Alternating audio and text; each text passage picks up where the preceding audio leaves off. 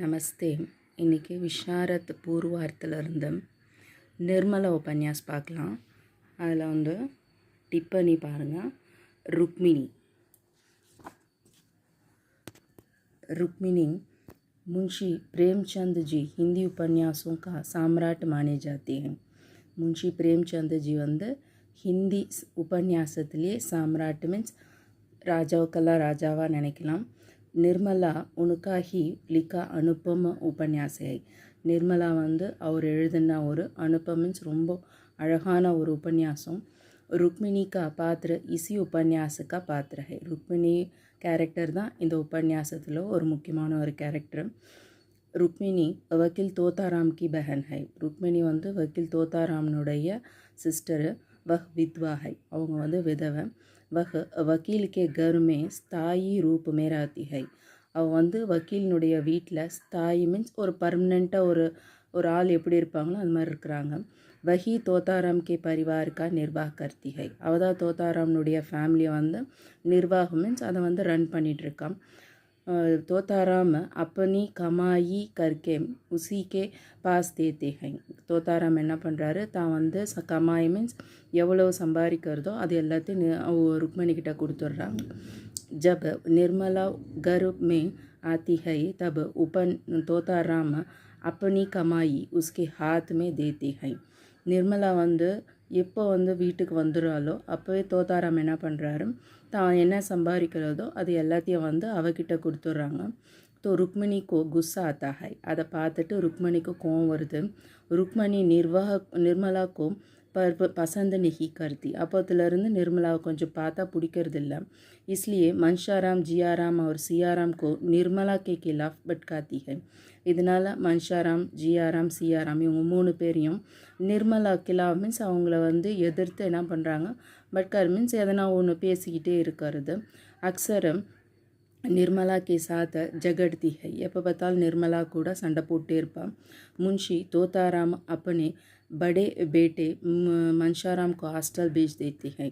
मुंशी तोताराम என்ன பண்ணுறாரு, தன்னுடைய பெரிய பையனை ஹாஸ்டலுக்கு அமுச்சு விட்டுறாரு.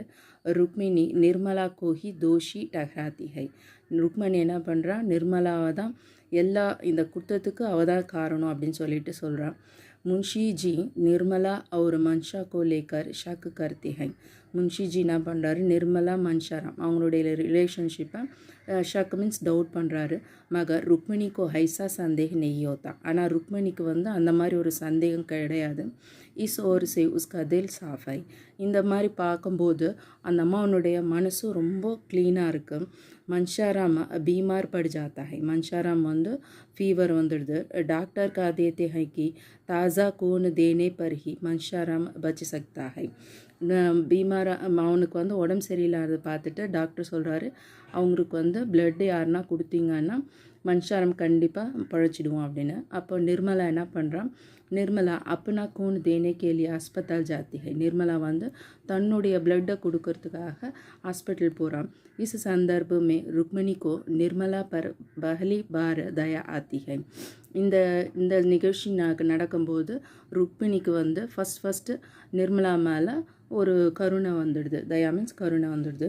ஆகே रुक्मिणी निर्मला से झगड़ा ना करके उसका साथ देती है. அப்போத்துலேருந்து रुक्मिणी என்ன பண்ணுறான், நிர்மலா கூட ஜகடா மீன்ஸ் சண்டை போடாமல் அவள் கூடவே என்னென்ன பண்ண முடியுமோ ஹெல்ப் பண்ணுறான்.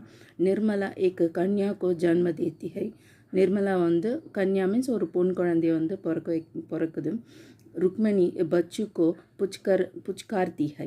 रुक्मिणी என்ன பண்ணுறான், அந்த குழந்தைய வந்து புச்சிக்கார்த்தி மீன்ஸ் அவங்கள வந்து டிபெண்ட் பண்ணுறாங்க. என்னென்னா மன்ஷா ஹி லவுட் ஆயா ஹை. அந்த அம்மா சொல்கிறாங்க மன்ஷாராம் தான் வந்துட்டான் அப்படின்னு. ஐசா கேக்கர் சபுக்கோ சாந்தி பிரதான கர்த்தி ஹை. இந்த மாதிரி சொல்லிட்டு எல்லாருக்கும் அமைதியை நிலைநாட்டுறான். சியாராம் ஆத்மஹத்யா கர் லேத்தா ஹை. சியாராம் தற்கொலை பண்ணிக்கிறான். அவர் ஜியாராம் ஆத்மஹத்யா கர் லேத்தா ஹை. ஜியாராம் வந்து தற்கொலை பண்ணிக்கிறான். அவர் சியாராம் கர் சே பாக் ஜாத்தா ஹை. சியாராம் வந்து வீட்டை விட்டு ஓடி போயிடுறான். தோத்தாராம் உசே கோக்கர் சலே ஜாத்தி ஹை. அவங்கள தேடிட்டு தோத்தாராம் போயிடுறாரு. நிர்மலா கோ நிசஹாய் தேக்கர் रुक्मिणी दुखी होती है. நிர்மலாவுக்கு வந்து நிசா மீன்ஸ் யாருமே ஹெல்ப் பண்ணாததை பார்த்துட்டு ருக்மிணி என்ன பண்ணுறா, ரொம்ப கஷ்டப்படுறா. तब निर्मला से दिल खोल कर कहती है कि मैंने सदैव तुम्हारे का साथ कपट किया, इसका मुझे दुख है. அவள் வந்து நிர்மலா கிட்ட சொல்கிறா, தன்னுடைய மனசை திறந்து, தில் கோல்கல் மீன்ஸ் மனசை திறந்து சொல்கிறா, மைனே சதை துமாரே, சதை மீன்ஸ் ஆல்வேஸ், எப்போவுமே சரி, கப்பட்டுக்கியா சூழ்ச்சி பண்ணியிருக்கேன், முஜே துக்க ஹை, அதுக்காக எனக்கு ரொம்ப கஷ்டமாக இருக்குது. இஸ் தரஃப் ருக்மிணி கா சித்திரன் யதேஷ்ட உவா ஹை, இந்த மாதிரி ருக்மணியுடைய சித்திரன், அவருடைய அந்த அம்மானுடைய கேரக்டரை வந்து எத்தேஷ்ட மீன்ஸ் எவ்வளோ போதுமோ அந்த அளவுக்கு என்ன பண்ணியிருக்கார், சித்திரம் பண்ணியிருக்கார் பிரேம்சந்த்ஜி. தன்யவாத். இதில் எதனா டவுட் இருந்தால் எனக்கு கமெண்ட் பண்ணுங்கள்.